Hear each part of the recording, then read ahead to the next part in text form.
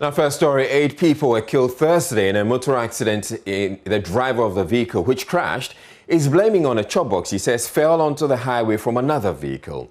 20 other persons were injured in the accident on the outskirts of Sawla in the Sawla district of the Savannah region, involving a Kumasi-bound minibus which took off from Wa. Now, Savannah region correspondent Isaac Nonya joins me via Zoom with more on this tragic accident. Now, Isaac, please explain how this incident occurred, especially how it didn't involve 2 vehicles crashing into each other as often happens. Yes, Israel, for now, the police have one account from the accident's vehicle's driver, Muhammad Sakara. And based on that, his account is that he was moving and then the Samsung vehicle came over, took his vehicle. And a few minutes after that overtaken, a chop box that the vehicle was carrying fell from top and he ran into the chop box, resulting in the bursting of his tire, the front tire, and then he veered off the road and then found himself in the bush. Now, having gotten himself into the bush, he realized that 6 other passengers on board the vehicle, including his driver mate, Bashiru Mahama, all died on the spot. So he found his way to the police to lodge this complaint. And when the police got to the spot, according to the Sawla District Police Commander, ASP Ajay Digra Johnson, he said that there was no any trace of any chop box, neither the said vehicle that was carrying the chop box. So they believe that the driver is framing up stories that they cannot contest now. But I tried to find out from him whether they were on a mission. The police was not able to ask any of the victims that received treatment or not. And the commander said, based on the nature of the injuries, they did not want to disturb the victims for now because they are within their domain and they will definitely get to know the truth. 2 of those who died while on a mission is a second-year student of Doma Senior High in the Ashanti region. The name the police is keeping to themselves. They don't want to bring it out for now. But the other vehicle is still at the accident scene, and all the other 6 bodies are currently in the mortuary at Wa in the Upper West region. All right, so there was an important update that you gave earlier, which was 6 persons died on the spot, and then 2 of the persons who survived the accident but were injured later on succumbed to their injuries. That's the case, right? That's the case. Because the other 6 that are on the spot, as I said earlier on, their causes are currently in Wa. The other 2 were receiving treatment and later on passed on. We also just got information that 50 others who are still on our mission are likely to be moved to Damango Hospital or Tamale Teaching Hospital tomorrow. Now, the vehicle you're talking about is supposed to take 23 passengers, but from the number of people who have died and the number that we're learning are in hospital, we're having about 28 people in all. Is it that the vehicle is carrying more passengers than it was supposed to? Israel, the stories from the driver and that of the police are not adding up. Are not adding up in the sense that if they were 23, supposing the driver, the vehicle picked the exact number 23, and if 6 died on the spot, and 22 are on a mission, what is the number? It's about 28. That's 28. Now, we are told this evening that 15 were on a mission and 6 died on the spot this evening. Now, out of these 15, 2 died, leaving 13. So the exact number, take off the driver and his mate and see how many people the car will be carrying along.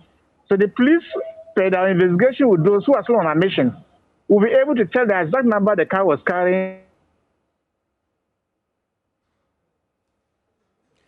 All right, certainly it looks like we're having some conflicting figures as far as the number of passengers on the vehicle and the number of casualties. But the 8 lives lost in the tragic accident on the outskirts of Sawla adds to the growing number of fatalities on the country's roads this year. We have lost Isaac Nonya, but Seth Kwame Boateng is a member of the National Arrive Alive Task Force, and he joins me with some very harrowing statistics as far as accidents and road fatalities are concerned. Now, Seth, from what the stats you're sharing with me earlier, you're saying that 517 people have died in the first 2 months of this year. Exactly how, where is the source of the stats, first of all? All right, Seth, I want you to unmute so you can we can hear you. So I want you to run us through the stats that you're talking about and the fact that 517 people have died in just the first 2 months of this year.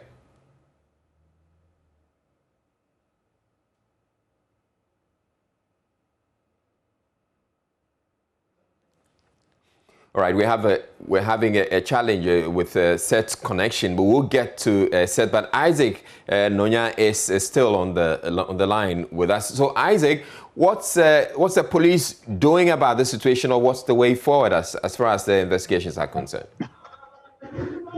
The way forward, according to the police, is for them to unravel the mystery surrounding this accident first, and secondly, they want to have a meeting with the Road and Highway Minister or the regional director of highways to see how within the township or right after the township, they could put up some remedies like speed ramps for vehicles to slow down when they're entering or exiting town. The second thing is that the Sawla Road District Assembly, we are told they will equally be meeting with the police to find a way out to be able to reduce or slow down some of these accidents within the district. If you look at between Bamboy and Sawla, the highway accident within the highways from last year up to now have been the increase. Just last month, there were 2 accidents between Bamboy and Mbole, and now Sawla. If you move a bit away from Sawla Township, those areas, the speed ramps are not there, and we also experience accident in that corridor. All right. So if they're able to meet the district assembly together with the highway authorities, I think they'll find a remedy to some of these things. All right. All right. Thank you very much, Isaac Nonya, bringing us that update on that accident, a tragic road accident in which we're learning that 8 people have died. Seth Kwame Boateng is a member of the National Arrive Alive Task Force, and he has been going through the statistics as far as road fatalities are concerned.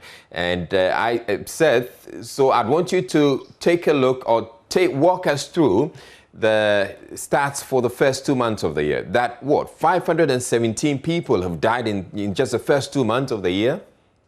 Yes, just between January and February this year, we've lost 517 lives. But let's compare this figure to same time last year. Last year, between January and February, we recorded 393 deaths. So we have 124 more people dying just between January and February this year as compared to last year. And out of this figure, we had about 502,766 injuries for this year. And last year, we had little below this figure, which is high. But what scares me is that when you listen to road safety people and the police, they'll tell you that approximately we are losing 6 lives a day to road traffic accidents. But from the figures we have this year, it appears we are losing about 9 lives every day to road traffic accident in Israel. And this is very scary. You're saying that compared to what we had last year we had 6 lives being lost a day. Now it's gone up to around 9 using the first 2 months of the year. Exactly, per the figures that we have, because the statisticians will tell you that averagely we lose about 6 lives every day to road traffic accidents. When you compare this to the world, every year or worldwide, every 24 seconds we lose a life to road accident. Every 24 seconds, every day in the world. But in Ghana, it's 6 lives. But per the figures we have this year, it appears we are losing approximately 9 lives a day to road traffic accidents in Israel. And this is scary. And what? Yeah, please go ahead. I'm listening.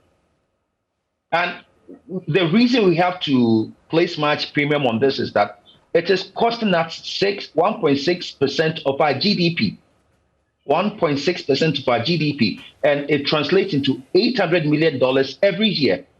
So we are using this amount of money to take care of the patients, those who go on admission, because most often, anytime there's an accident, you hear government come out to say that I'll foot the bills of the patient. And in all this and our road infrastructure, the destruction and everything, we are spending approximately 800 million every year to fix these things.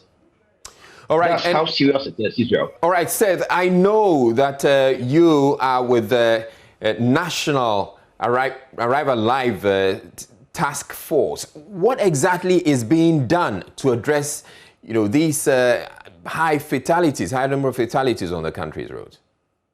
Israel, they have indeed intensified education. Is the reason nationwide we have this Arrival Live campaign ongoing, where a number of media houses have come on board. They have joined Multimedia Group and the National Road Safety Authority to do this. I know that government has retooled the National Road Safety Authority. They have, in fact, increased their budget, but the education has to be intensified more. Also, I know that they are in the process of getting some equipment for the police, equipment that will help them check speeding on our roads. But Israel, if we do all these things without dualizing our roads, we are doing nothing. Because if you watch or if you study the accidents that we keep recording, they are happening on good roads, not on bad roads. And most of these good roads are single carriage roads. So imagine a driver going 80 kilometers per hour, colliding with another one going 80 kilometers per hour. The collision, the impact is 160. And you are likely to lose almost everybody on board. So we may intensify education, we may do all these things, but if we don't dualize our roads, we are doing that in Israel. And that is what I think we have to push. Now, Seth, I also know that you're working on a documentary having to do with the road carnage. What can you share with us about that? So the title is Road to the Grave, and I am chronicling all these things. I'm looking at the impact of road accidents on the economy. I'm speaking to victims, parents who have lost children, drivers who have been trapped in vehicles for hours, and have been amputated. I'm chronicling all these things to really highlight how we are losing lives, how we are losing young ones. And the raw motorbike, Israel, that is what is scaring most people now.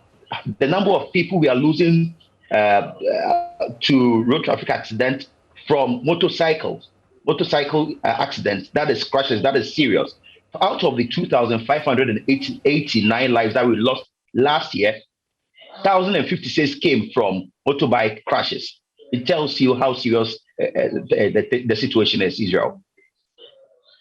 Thank you very much, Seth Kwame Boateng. And we have some of the stats that we have been sharing with you. I just ran you through some of the statistics. As you can see on the screen, 974 or 1,581 commercial vehicles were involved in the accidents in just the first 2 months of the year. And we also have 2,560 cases reported. And these are the cases that have been reported. There obviously could be more accidents that probably may not have been reported. And if you look at the regional distribution, the Ashanti region happens to have the highest number of road fatalities, 108 in all. And then we have the Eastern region with 90, followed by the Eastern region with 91, and then the Greater Accra region with 89. And we're talking about just the first 2 months of the year, January and February.